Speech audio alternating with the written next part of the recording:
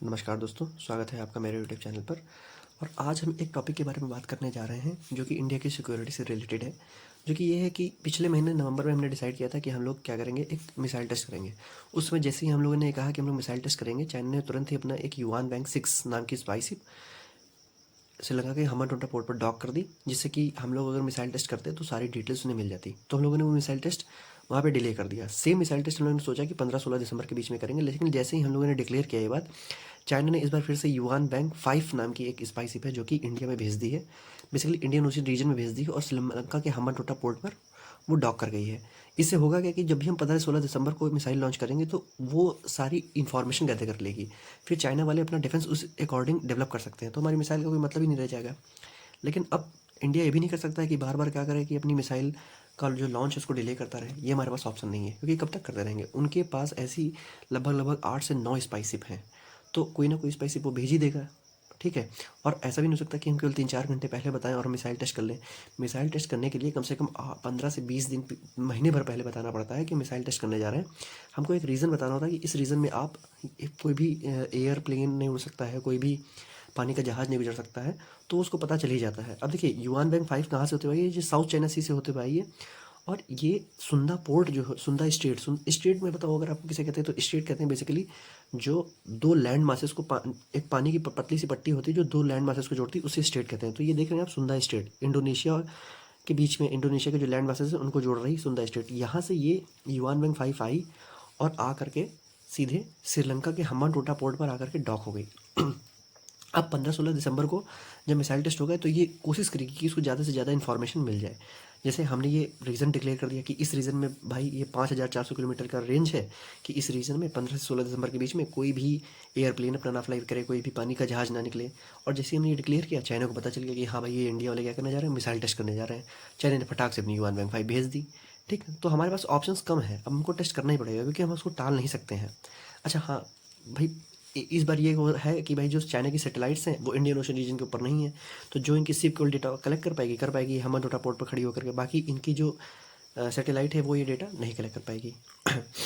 अच्छा, इसके पास जो है, चाइना के पास युआन बैंक की लगभग लगभग एक सीरीज़ है, पूरी 7 से 8 शिप है, तो ये कहीं ना कहीं लगा देता है जाकर के शिप। अच्छा, और जब इससे कहो कि ससुरे तुम ये काहे लगाते, कि ला के लगा दिए, कि भाई काहे लगा रहे हो ये तुम, तो कहेगा कि हम तो जो है भाई इन्वायरमेंट की स्टडी कर रहे हैं, हम तो इकोलॉजी के बारे में जान रहे हैं, हम तो जान रहे हैं कि सी में जो एनिमल्स हैं वो कैसे रह रहे हैं, हम ये सब जान रहे हैं। तो साला सा करता ही नहीं है कि मतलब जासूसी करने के लिए लगाया है, तो ये बड़ी समस्या है। अच्छा, इस समस्या से निपटा कैसे जा सकता है? देखो, इस समस्या से एक तरीका ये है निपटने का कि इंडिया का जो डिफेंस बजट है, बेसिकली जो 75 बिलियन डॉलर के आसपास झूलता रहता है, उस डिफेंस बजट को खींच करके 100 बिलियन डॉलर तक ले जाना पड़ेगा। जब तक हम नहीं ले जाते हैं तब तक कुछ नहीं होने वाला, क्योंकि जो 100 बिलियन डॉलर जब पहुंच जाएगा तो हम क्या करेंगे, हमारे पास एयरक्राफ्ट कैरियर होंगे, हम उनको ताइवान के पास डिप्लॉय कर देंगे। चाइना पे प्रेशर बना रहेगा, कहेंगे तुम इधर से भेजोगे, हम इधर अपना एयरक्राफ्ट कैरियर भेज देंगे। हम भी अपनी ऐसी स्पाई से भेज सकते हैं चाइना के पास, तो प्रेशर बना रहेगा। अब जैसे जो हमने रेंज बताई है 5400 किलोमीटर की, उसका मतलब यही है कि अगली 5 मिसाइल हम लोग टेस्ट करेंगे, या फिर एक K4 मिसाइल है जिसको हम सबमरीन से लॉन्च कर सकते हैं, वो टेस्ट करेंगे। अच्छा, ये चाइना हमारी अग्नि मिसाइल के पीछे पड़ा है। हम लोग कहते हैं कि हमारी जो रेंज है ये है 5400 के 5000 के आसपास, लेकिन चाइना कहता नहीं, इंडिया वाले झूठ बोलते हैं कि रेंज जो है 8000 किलोमीटर के आसपास है। ये झूठ बोलते हैं, अपनी पावर को डाउन प्ले करते हैं। ये कहीं भी मार सकते हैं अपनी मिसाइल को, लेकिन ये बताते नहीं हैं। ठीक है, ऐसा चाइना का कहना है। और हो सकता है ये बात सही भी हो कि चाइना की जो इंडिया की मिसाइल है उसकी रेंज 8000 किलोमीटर के पास आसपास हो, हम ना बताते हो। लेकिन हम इंडिया चाइना को ऐसा मौका देना नहीं चाहेगा ना कि हमारी बात एकदम प्रूफ हो जाए, कि पता चले हम मिसाइल मारें और वो साल ये सही में 8000 किलोमीटर चली जाए। तो इसलिए उसको कंट्रोल करने की कोशिश करेंगे कि 5000 के आसपास ही लगभग लगभग क्या करे वो रहे। ठीक है। अच्छा, इससे पहले एक आपने सुना होगा, जुलाई अगस्त के टाइम पर एक बार ऐसी स्पाइसी पाई थी, जब वहीं इंडिया ने लाइन ऑफ क्रेडिट दिया था श्रीलंका को लगभग $3 बिलियन का। और श्रीलंका ने चाइना को मना करने की कोशिश की थी, लेकिन चाइना ने जब ज़्यादा प्रेशर अप्लाई किया तो श्रीलंका मान गया और उसने ला करके चाइना ने अपनी शिप हम्बनटोटा पोर्ट पर डॉक कर दी थी। उस समय इंडिया और श्रीलंका के बीच में डिप्लोमेटिक वो एक तरीके से टेंशन बन गई थी। ठीक है। अच्छा, तो अभी जैसे हमने बताया कि K4 मिसाइल हो सकता है हम लोग अपना टेस्ट करें, या हो सकता है अगली 5 मिसाइल्स टेस्ट करें। तो K4 मिसाइल ज़्यादा चांसेस हैं उसके टेस्ट करने के। उसका रीज़न पता है क्या है? K4 मिसाइल का मतलब ये हो गया कि उसको हम बेसिकली क्या करेंगे, अपने जो भी शिप होगा, सबमरीन होगी सॉरी, उस सबमरीन में हम लगा देंगे उसमें। ठीक है। और K4 मिसाइल के जो है वो न्यूक्लियर बॉम्ब को, न्यूक्लियर वॉरहेड को आराम से कैरी कर सकती है। तो अब सबमरीन हम लोग क्या करेंगे, ये श्रीलंका से इधर से होते हुए और चाइना के जो नीचे सी है जिसको हम लोग कहते हैं साउथ चाइना सी, वहाँ पे ले जा करके हमने अपनी सबमरीन लगा देंगे। तो अब हम क्या कर सकते हैं, हम जब मेरी सबमरीन वहाँ पास में रहेगी और उसकी रेंज भी रहेगी 5,000 के आसपास, 4,000 के आसपास, तो हम आराम से वहाँ से लॉन्च करेंगे ये K4 मिसाइल और सीधे हम जो चाइना के इंडस्ट्रियल इलाके हैं, चाइना के जो पॉपुलेशन वाले इलाके हैं, उनको टारगेट कर सकते हैं।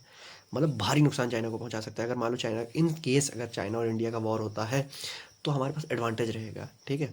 अच्छा, एक और चीज़ मैं बताना चाहूँगा, जैसे न्यूक्लियर स्ट्राइक की अगर बात की जाए तो एयर से न्यूक्लियर स्ट्राइक करना या लैंड से मिसाइल लॉन्च करके एयर स्ट्राइक करना थोड़ा सा डिफिकल्ट होता है। बेसिकली जो मिसाइल्स आप लॉन्च करोगे वो ब्लॉक कर दी जाएंगी, लेकिन जब ये पनडुब्बी जाएगी पानी के नीचे नीचे तो इसको कोई जज नहीं कर पाएगा, इसको कोई पता नहीं लगा पाएगा रडार में इतनी आसानी से। और ये एकदम जा करके बिल्कुल चाइना के बॉर्डर के पास खड़ी हो जाएगी और सीधे धड़ाम से मारेगी एकदम मिसाइल लॉन्च, ठीक है। तो बच पाना बहुत ही ज़्यादा मुश्किल होगा। और अच्छा, ये जब K4 का टेस्ट हो जाएगा तो हम ऐसी कंट्री बन जाएंगे जो लैंड से भी न्यूक्लियर स्ट्राइक कर सकती है, एयर से भी कर सकती है और वाटर से भी कर सकती है। तो ये और ज़्यादा ज़रूरी हो गया हमारे टेस्ट, हमारे लिए, ठीक है।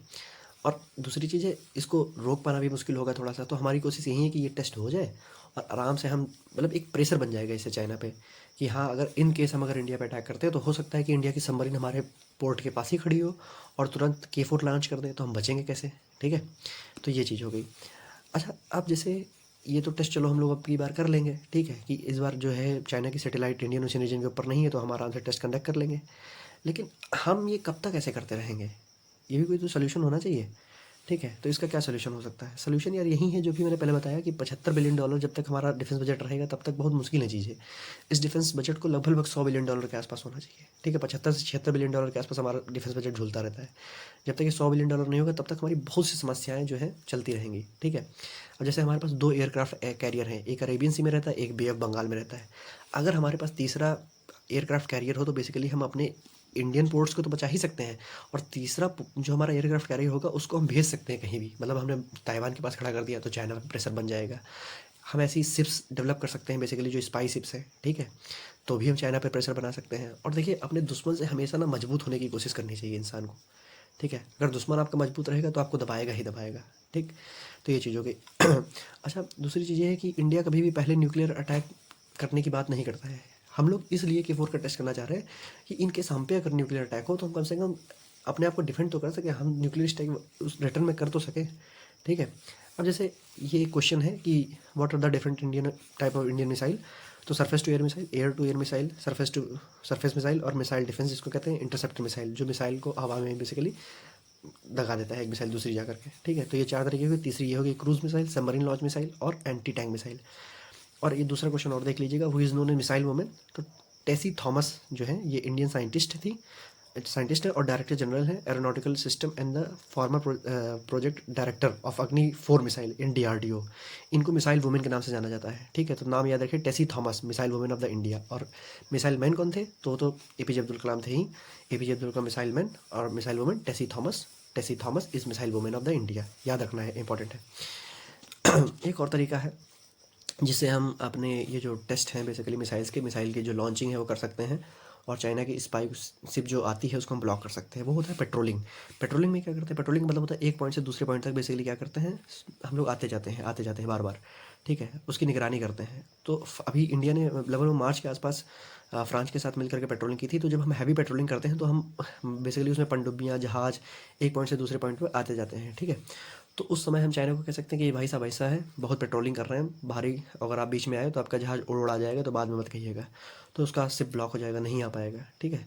तो बेसिकली इंडिया को अपने एलाइड कंट्रीज़ को साथ मिलाना पड़ेगा, जैसे USA हो गया, जापान हो गया, ठीक है, ऑस्ट्रेलिया हो गया या UK हो गया, फ्रांस हो गया, जर्मनी हो गया। तो इन सब के साथ कहीं ना कहीं हमको उनको साथ लेकर के आना पड़ेगा कि भाई साहब जब हम टेस्ट करें अपना तो आप आकर के हमारे साथ पेट्रोलिंग करना शुरू कर दीजिए, जिससे कि चाइना की जो स्पाई शिप्स हैं उनको हम ब्लॉक कर सकें और वो इन्फॉर्मेशन ना गैदर कर पाए, ठीक है। तो ऐसे पनडुब्बियाँ जो है एक जगह से दूसरी जगह मूव करेंगी आराम से और चाइना की जो शिप है वो भी ब्लॉक हो जाएगी। तो इस वीडियो में इतना ही था और मिलते हैं आपसे नेक्स्ट वीडियो में। तब तक के लिए टेक केयर, धन्यवाद।